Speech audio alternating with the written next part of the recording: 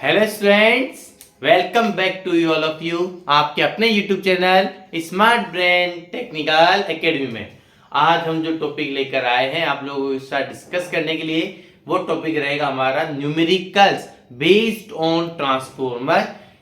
अगर हम बात करते हैं तो हमने आपको ऑलरेडी पहले बता रखा है कि हम एक कुछ इंपॉर्टेंट जो आरटीयू एग्जाम्स में रिपीटेड न्यूमेरिकल है ट्रांसफॉर्मर के ऊपर, उनकी हम एक कंप्लीट सीरीज लेकर आए हैं। इसके ऊपर हमने ऑलरेडी 2 वीडियोस अपलोड कर रखी है, जिस पर हमने ट्रांसफॉर्मर पे आइडियल ट्रांसफॉर्मर क्या होता है, प्रैक्टिकल ट्रांसफॉर्मर क्या होता है, ट्रांसफॉर्मेशन रेशियोज क्या होता है, ईएमएफ इक्वेशंस क्या होती है, फ्लक्स डेंसिटीज क्या होती है, नो लोड करंट क्या होता है, इसके ऊपर हमने ऑलरेडी न्यूमेरिकल्स कवर कर लिए हैं। आज का जो हमारा न्यूमेरिकल रहेगा वो रहेगा equivalent circuit diagram of transformer के ऊपर, कि किस तरह से हम exact equivalent circuit diagram obtain कर सकते हैं, किस तरह से हम सेकेंडरी को प्राइमरी में या प्राइमरी को सेकेंडरी में ट्रांसफर कर सकते हैं। तो इस टाइप के न्यूमेरिकल भी भैया आपके आरटीयू एग्जाम्स में कई बार रिपीट होते हैं। तो इस वीडियो में भी आपको लास्ट तक जुड़े रहना है, एंड वीडियो पसंद आए तो उसको लाइक, अपने फ्रेंड्स ग्रुप में शेयर एंड सब्सक्राइब करना ना भूलें। तो चलिए स्टार्ट करते हैं आज के फर्स्ट न्यूमेरिकल से। क्या बोल रहा है न्यूमेरिकल, देखिए। ए 100 kVA 1100 टू 220 वोल्ट, ये देखिए ये दे रखा है वोल्टेज रेशो। प्राइमरी में कितना है 1100, सेकेंडरी में कितना है 220 वोल्ट। स्टेप डाउन हो गया है, तो आपको यहाँ पे रेटिंग देखते पता लग जाना चाहिए ट्रांसफॉर्मर कौन सा है स्टेप डाउन। ये क्या दे रखा है सर 100 kVA, ये दे रखा है सर ट्रांसफॉर्मर की रेटिंग। और रेटिंग और ट्रांसफॉर्मर हमेशा मिलती है आउटपुट पावर को देखिए। तो सबसे पहले देखिए हमें यहाँ पे क्या क्या गिवन है, वो भी साथ के साथ लिखते चलते हैं सर। सबसे फर्स्ट गिवन है रेटिंग ऑफ ट्रांसफॉर्मर। कितना गिवन है रेटिंग 100 किलो वोल्ट एम्पियर। साथ में आपको दे रखा है कि जो ट्रांसफॉर्मर है हमारा 1100 टू 220 वोल्ट है, मतलब प्राइमरी साइड का voltage, primary side voltage in short बोले V1, जो कि किसके इक्वल है E1, कितना है 1100 वोल्ट। सर V1 E1 के इक्वल क्यों माना है, क्योंकि सर यहाँ पे कोई भी लॉसेस गिवन है क्या, नहीं है। अगर लॉसेस नहीं है तो उस केस में V1 किसके इक्वल होगा, V1 के। ये हमने प्रॉपर आपको समझाया भी है, फेजर डायग्राम बनाकर भी। आल्सो बिल्कुल सेम सेकेंडरी साइड का वोल्टेज सेकेंडरी साइड के इंड्यूस ईएमएफ के इक्वल हो जाएगा, जो हो जाएगा 220 वोल्ट। अब आगे पढ़ते हैं क्या बोल रहा है। 58 ट्रांसफॉर्मर है, सिंगल फेज है, has the impedance of 0.1 plus J 0.40 for the high voltage winding. High voltage winding का इंपीडेंस दे रखा है आपको। अब बताइए से हाई वोल्टेज कौन सा है, प्राइमरी साइड है सेकेंडरी साइड। सर बिल्कुल प्राइमरी हमारे पास क्या है हाई वोल्टेज है, तो अपन क्या लिखेंगे impedance of the high voltage winding, मतलब impedance of high voltage winding. High voltage का मतलब क्या हो गया प्राइमरी साइड, क्योंकि प्राइमरी का वोल्टेज क्या है सर ज्यादा है। तो यहाँ देखिए अगर हमें इंपीडेंस दे रखा है तो कितना दे रखा है Z1 equals to 0.1 plus J 0.40। तो इसको यदि हम कंपेयर करते हैं तो ये बताइए हमारे पास यहाँ पर रेजिस्टेंस ऑफ प्राइमरी मतलब हाई वोल्टेज कितना मिलेगा 0.1 ओम, और रिएक्टेंस कितना मिलने वाला है 0.40 ओम। बोलो यहाँ तक का क्लियर है क्या पॉइंट्स, बिल्कुल perfect step by step. Also साथ में क्या दे रखा है, हमें दे रखा है impedance of low voltage winding, low voltage winding. और सर लो वोल्टेज कौन सी है हमारी सेकेंडरी है सर, लो वोल्टेज कौन सी है सेकेंडरी। तो सेकेंडरी का इंपीडेंस कितना दिया है ये देखिए Z2 equals to 0.006 plus J 0.015 ohm. अगर हम इससे भी कंपेयर करते हैं तो हमारे पास लो वोल्टेज का मतलब सेकेंडरी साइड का रेजिस्टेंस मिलेगा 0.006 ओम, और इसका रिएक्टेंस मिलने वाला है 0.015 ओम। बोलो ये सारे पैरामीटर जो गिवन है उनका सारा कंसेप्ट क्लियर है क्या, बिल्कुल सर होना भी चाहिए। अब बात आती है आगे क्या क्या फाइंड करना है। आगे ये बोल रहा है find the equivalent winding resistance, reactance and impedance refer to the high voltage and low voltage. अब बताइए, सबसे पहली बात ये बोल रहा है इक्विवेलेंट रेजिस्टेंस बताइए, रिएक्टेंस बताइए, इंपीडेंस बताइए when refer to the high voltage. ये बताइए refer to the high voltage का मतलब कहां रेफर करना है, सेकेंडरी में, प्राइमरी में? सर हाई वोल्टेज है हमारा, हाई वोल्टेज का है प्राइमरी में, मतलब हमें कहां रेफर करना है, प्राइमरी साइड। तो हमारा आज का जो फर्स्ट टॉपिक रहेगा वो क्या है, when refer to the primary, when refer to the primary side. और ये हमने आपको प्रॉपर समझाया है टॉपिक में, when refer to the primary side मतलब हाई वोल्टेज साइड। अब बताइए, इसको हमने आपको प्रॉपर समझाया था कि जब हमारे पास वाइंडिंग प्राइमरी साइड में रेफर होती है, सेकेंडरी पैरामीटर प्राइमरी में रेफर होते हैं, देन हमारे पास के जो है उसका स्क्वायर से डिवाइड होता है। तो के हमारा क्या होता है यहाँ पे, ट्रांसफॉर्मेशन रेशो। तो सबसे पहले निकालते हैं हम यहाँ पर ट्रांसफॉर्मेशन रेशो, ट्रांसफॉर्मेशन रेशो। चलिए बताइए ट्रांसफॉर्मेशन रेशो क्या होता है, के क्या होता है सर, V2 अपॉन V1।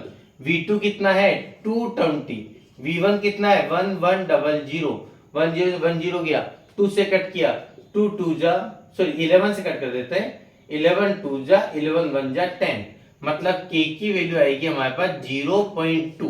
बोलो ये ट्रांसफॉर्मेशन रेशो क्लियर है क्या? जैसे ट्रांसफॉर्मेशन रेशो में ऑब्टेन्ड हुआ, अब क्या लिखेंगे, now equivalent resistance refer to, equivalent resistance refer to primary side, primary side. अब इक्विवेलेंट रेजिस्टेंस बताना है जब वो कहां रेफर हो रहा है, प्राइमरी साइड में। ये बताइए प्राइमरी साइड के अंदर इक्विवेलेंट रेजिस्टेंस क्या हो जाएगा, कि हमारा कोई भी ट्रांसफार्मर है, याद आ रहा है क्या?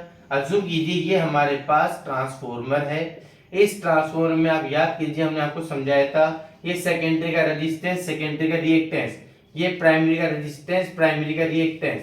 यदि मैं सेकेंडरी के रेजिस्टेंस को प्राइमरी में शिफ्ट कर रहा हूं तो भैया प्राइमरी में तो रेजिस्टेंस है ना ऑलरेडी, मतलब इक्विवेलेंट रेजिस्टेंस क्या हो जाएगा, प्राइमरी का रेजिस्टेंस तो है ही, बट सेकेंडरी का जब प्राइमरी शिफ्ट हो जाएगा तो वो बन जाएगा R2 डैश, मतलब R1 प्लस R2 अपॉन के स्क्वायर।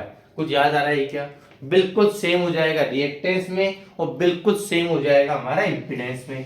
तो चलिए अब वैल्यू पुट करते हैं। अगर हम यहाँ पे ये सारी वैल्यू पुट करते हैं तो हमारे पास R01 की वैल्यू क्या मिलने वाली है, वैल्यू पुट करो। R1 कितना है हमारे पास 0.1 प्लस R2 कितना है हमारे पास 0.006 अपॉन के कितना है 0.42 का स्क्वायर कितना हो जाएगा 0.04, इसमें इसका डिवाइड कर दीजिए 0.006 divide by answer plus 0.1, value हमें मिलेगी यहाँ पर 0.25 ओम।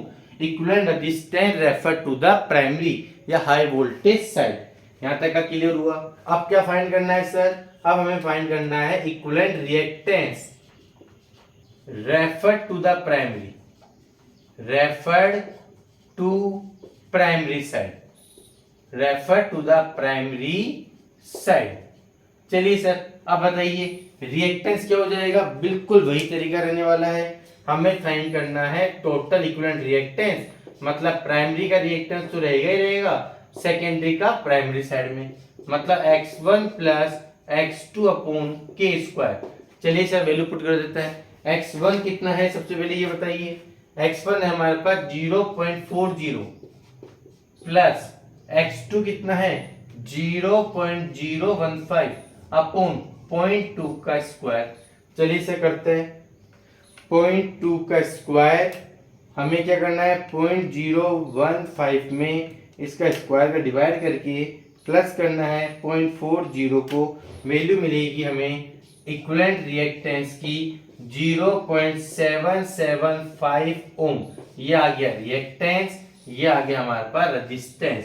जैसे ही रेजिस्टेंस रिएक्टेंस मिल जाएगा क्या फाइंड करना है? Equivalent impedance refer to the primary side. अब क्या फाइंड करना है? Equivalent impedance. तो सर इंपीडेंस कितना हो जाएगा अगर हम लिखना चाहें तो? विजिबल है क्या? इंपीडेंस क्या हो जाएगा सर? ध्यान रखिएगा, इक्विवेलेंट इंपीडेंस हो जाएगा Z02 equals to R02 plus J X02। Value put कर दीजिएगा, आपको इसका आंसर भी मिल जाएगा। ये हो गया first case, find the equivalent resistance reactive impedance refer to the high voltage side. और बिल्कुल सेम करेंगे हम किस तरफ? लो वोल्टेज साइड के अंदर। कैसे करते हैं उसको स्टार्ट करते हैं। पहले यहां तक का स्क्रीनशॉट लीजिए।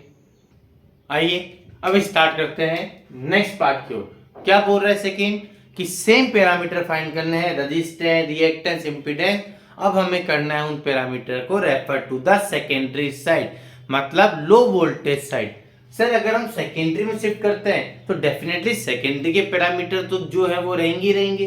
रेजिस्टेंस जो है वो रहेगा, रिएक्टेंस जो है वो रहेगा, बट प्राइमरी का रेजिस्टेंस रिएक्टेंस अब सेकेंडरी में शिफ्ट हो रहा है।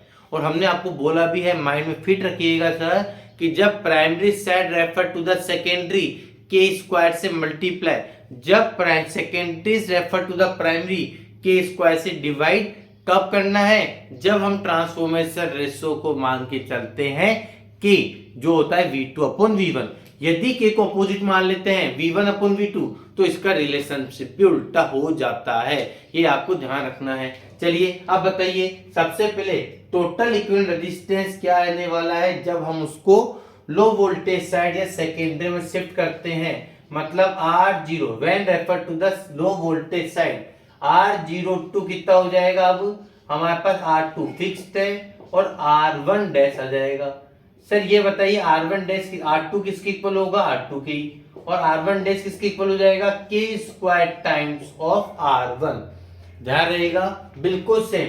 टोटल इक्विवेलेंट रिएक्टेंस किसके इक्वल आ जाएगा? X02, जो कि सेकेंडरी का रिएक्टेंस रहेगा ही रहेगा, बट प्राइमरी में चेंज आएगा। कितना चेंज हो जाएगा sir? K square times of X1।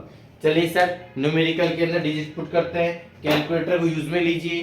क्या बोल रहा है? डिजिट पुट करते हैं। R2 कहां पर है सर? हमारे पास R2 की वैल्यू ये रहा, दिख रहा है 0.006 प्लस K कितना निकाला था? 0.2। R1 कितना है? 0.1। तो ये हो जाएगा 0.2 का स्क्वायर मल्टीप्लाई में R1 है 0.1।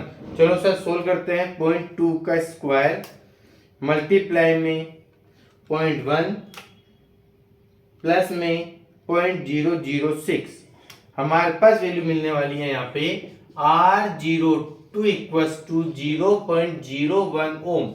बोलिए ये क्लियर है क्या? अब बात आती है रिएक्टेंस के अंदर। वापस से वैल्यू पुट करिए। X2 कितना है?